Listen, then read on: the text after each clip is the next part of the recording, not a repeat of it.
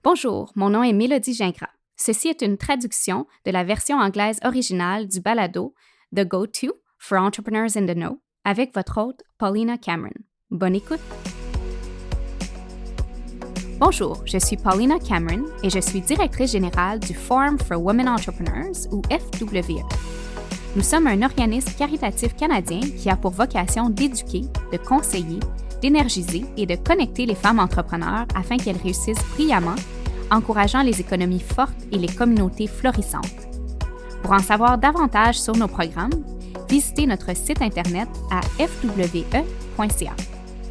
Il me fait plaisir d'être votre animatrice pour le podcast de FWE, le Go-To, pour les entrepreneurs au courant, en collaboration avec l'initiative Femmes Banque Scotia. J'interroge des invités inspirants qui partageront le récit de leur succès et offriront des conseils cruciaux que vous pourrez utiliser dès maintenant pour propulser votre entreprise vers l'avant.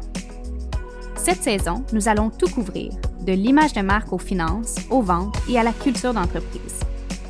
En écoutant l'ensemble de la saison, demandez-vous comment vous pouvez utiliser ces connaissances de façon concrète pour faire évoluer votre entreprise.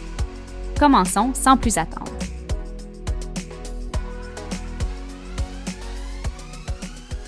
Dans un monde où nous visons constamment à réussir, à croître et à nous dépasser, la réalité, c'est que les gens sont souvent poussés à atteindre ou plutôt à dépasser leurs limites. Une étude américaine de 2017 a révélé que 61% des travailleurs se sentent épuisés au travail et que 31% d'entre eux déclarent des niveaux de stress élevés. À l'opposé, les lieux de travail avec une forte culture positive où les membres d'une équipe se sentent reconnus, écoutés et appréciés peuvent attirer des travailleurs de haut talent pouvant entraîner une augmentation de 33% des revenus. Et c'est tout aussi vrai dans un environnement entrepreneurial.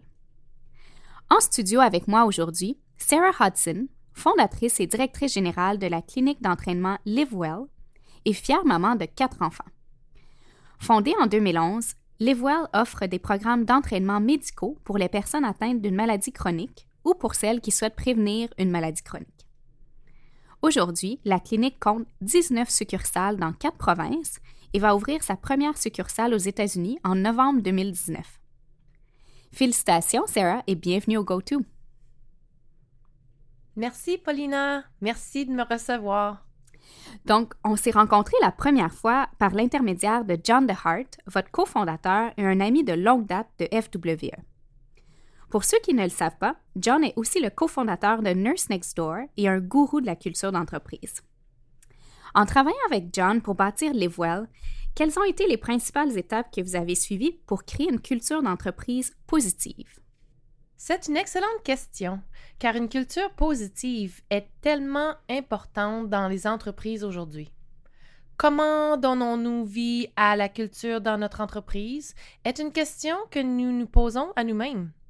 J'ai travaillé avec John pour concevoir des valeurs fondamentales dans notre entreprise en allant au-delà des valeurs typiques ou traditionnelles comme l'intégrité, la confiance et l'honnêteté. Ces valeurs sont très importantes et nous appelons souvent ces valeurs fondamentales être de la partie. Mais il y a d'autres valeurs fondamentales qui distinguent notre entreprise des autres. John nous a guidés à travers un exercice très amusant, pouvant être effectué par des entreprises de toute taille qu'il appelle « Mission vers Mars ». C'est un nom très original, j'adore. Oui, si vous deviez déménager votre entreprise sur la planète Mars, qui sont les personnes clés de votre organisation que vous amèneriez avec vous et quels sont les attributs que chacun apporte à votre organisation?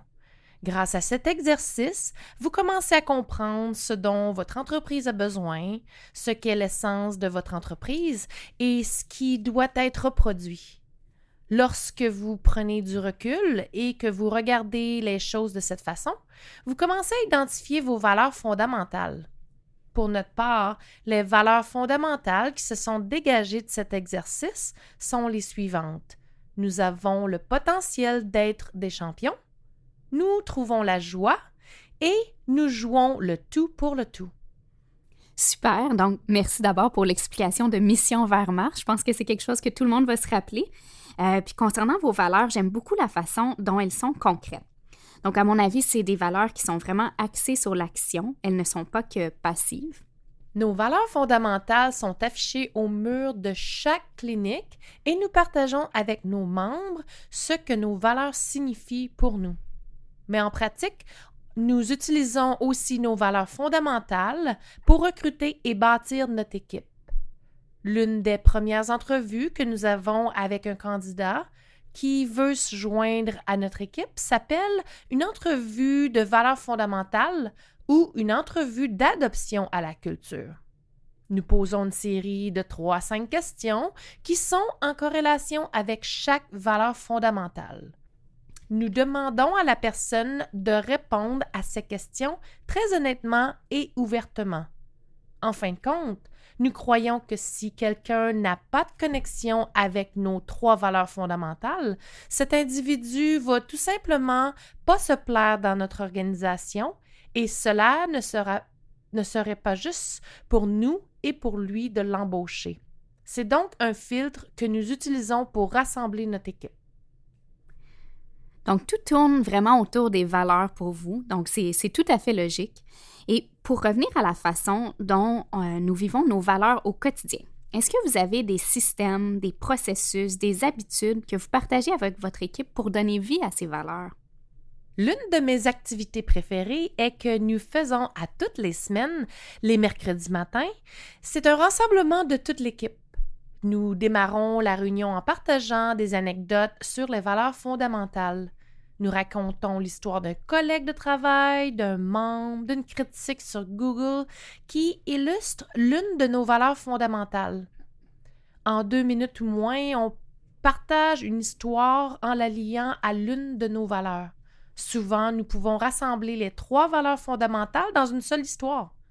C'est une façon pour nous de savoir que nos valeurs sont ancrées dans notre entreprise. Cela aide également les nouveaux membres de l'équipe à bien comprendre et la façon dont elles font effet dans notre quotidien. Très bon conseil, merci Sarah. Donc, pour quelqu'un qui dirige une équipe, que ce soit d'1 personne, 20 personnes ou encore 200 personnes, quelle est la chose principale que vous pourriez recommander afin de prendre le pouls de sa culture d'équipe ou de commencer à opérer un changement positif? L'une des choses les plus importantes que nous puissions faire avec n'importe quelle équipe est de communiquer avec les gens avec qui on travaille. Nous devons parler à notre équipe et comprendre ce qui est important et ce qui les motive à venir travailler tous les jours. En même temps, vous découvrez leurs peurs, leurs succès et ce qui les inspire. Je pense que lorsque nous mettons le doigt sur ce que notre équipe traverse au quotidien, cela nous aide à cultiver nos valeurs fondamentales. Ça change vraiment la donne, particulièrement à notre époque, lorsque l'on bâtit une entreprise basée sur la culture. Oui, effectivement, très bon point. Donc, merci Sarah pour ce partage. Je suis certaine que nos auditeurs aimeraient ça continuer à vous suivre et surtout à être inspirés par LiveWell. Donc, où peuvent-ils vous trouver en ligne? Je suis sur LinkedIn sous Sarah Hudson et il s'agit probablement du meilleur endroit pour se connecter avec moi. J'aime rester active sur LinkedIn et en profiter pour échanger avec la communauté des affaires. J'aimerais me connecter à tout le monde à travers cette plateforme. Nous avons également une présence en ligne à livewellclinic.ca et vous pouvez nous trouver sur Facebook et Instagram à LiveWell Exercise Clinic. Donc, plusieurs moyens de se connecter avec vous. Merci beaucoup, Sarah. Merci d'avoir participé à l'émission d'aujourd'hui, d'avoir partagé vos leçons, votre énergie et votre expertise sur la culture. Merci beaucoup de m'avoir reçu. Nous allons prendre une petite pause avant de recevoir notre prochain invité. Le Go-To, pour les entrepreneurs au courant, est le résultat d'une collaboration entre FWE et l'Initiative Femmes de la Banque Scotia. Prenons un moment pour les écouter. Bonjour, ici Maria Mangiacavallo, vice-présidente service aux entreprises de la Banque Scotia. Aujourd'hui, nous rencontrons Naomi Shaw, première vice-présidente ressources humaines et membre du comité consultatif de l'Initiative Femmes de la Banque Scotia. L'initiative soutient les entreprises dirigées par des femmes en leur offrant de la formation et du mentorat. Voici quelques conseils de Naomi pour vous assurer d'engager des personnes talentueuses dont les valeurs concordent avec celles de votre entreprise. À la Banque Scotia, nous sommes fiers de notre culture inclusive à l'échelle internationale où chacun de nous est respecté et peut être lui-même ou elle-même au travail. Voici comment cela se manifeste. Il importe d'avoir un bassin de candidats diversifiés à convoquer en entrevue. Faites appel à des entrevueurs qui sont des modèles de la culture de votre entreprise. Posez des questions en lien avec votre culture. Les candidats devraient être évalués individuellement par chaque intervieweur et un des intervieweurs devrait se concentrer sur la culture. L'échec d'une embauche peut s'avérer une erreur coûteuse. Il y a les coûts associés au recrutement et à la formation, mais plus important encore, il y a l'effet sur l'équipe, sur les clients et sur votre réputation. Il vaut donc la peine de prendre le temps de vous assurer de faire le bon choix pour votre équipe et votre culture. Pour obtenir de plus amples renseignements au sujet de notre programme, allez à l'initiative femmesbancscotia.com. Paulina, merci de m'avoir laissé participer aujourd'hui. Merci beaucoup pour tout votre soutien. Retournons en studio.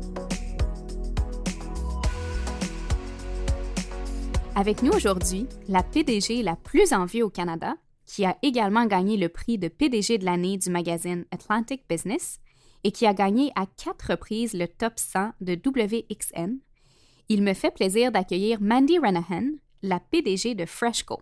Et non, ce n'est pas une épicerie. Freshco est le premier fournisseur de services complets de maintenance sur appel, 24 heures sur 24, 7 jours sur 7, avec une couverture complète au Canada et dans l'Est des États-Unis.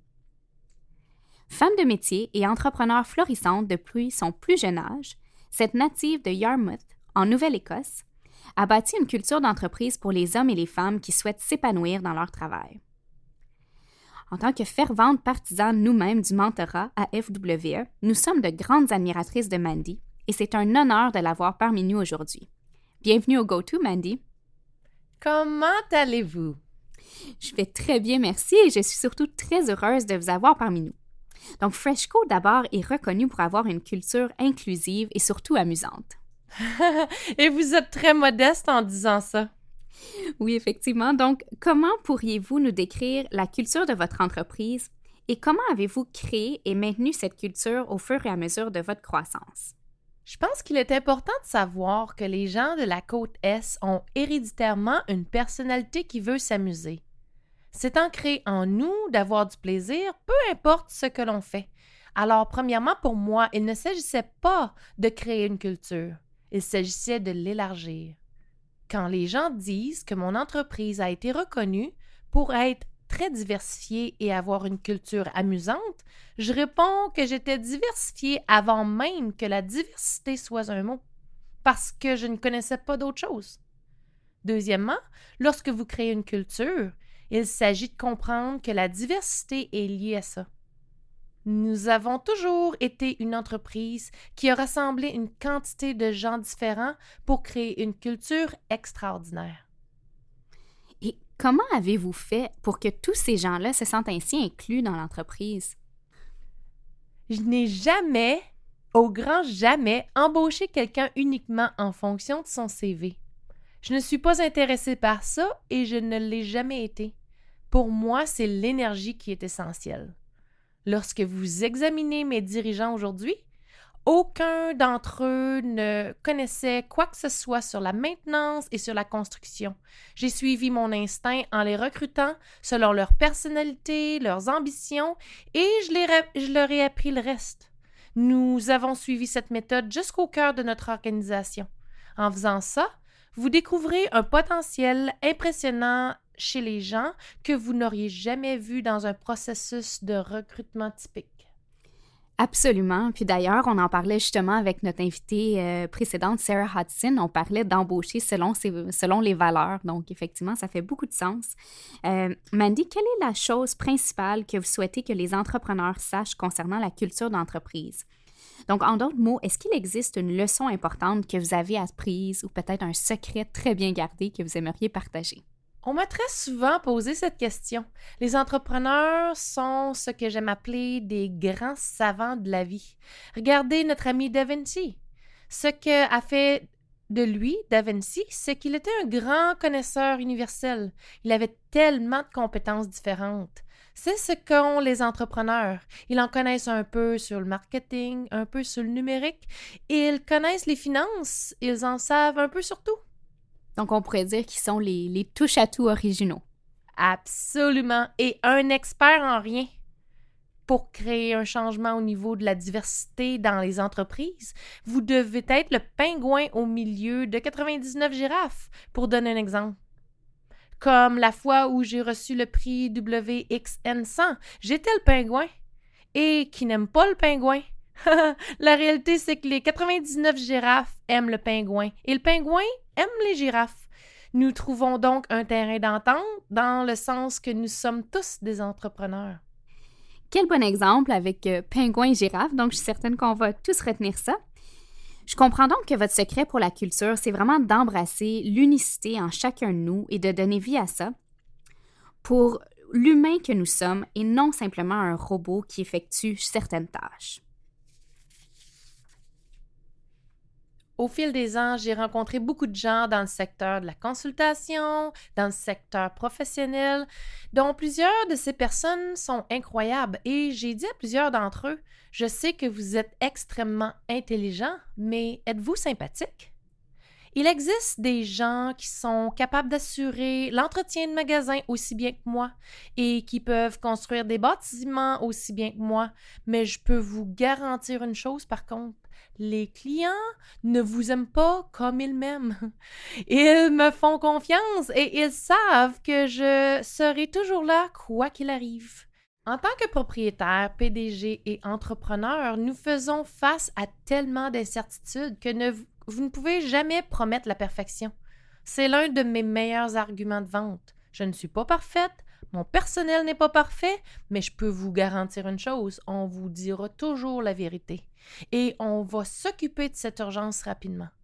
C'est la transparence que nous pouvons nous permettre, nous, en tant qu'humains, et non des robots, car les humains sont censés faire des erreurs. Oui, tout à fait. Même moi, je ferais beaucoup plus confiance à votre transparence qu'à une promesse de perfection. Les gens sous-estiment ça aujourd'hui. Ils ont tellement peur de se présenter comme des êtres humains et qu'il y va y avoir des problèmes. Nous passons tellement de temps à avoir peur de ne pas être parfaits que nous oublions de dire la vérité. Les gens sont beaucoup plus sensibles à la vérité qu'à la promesse de perfection. Oui, bien d'accord.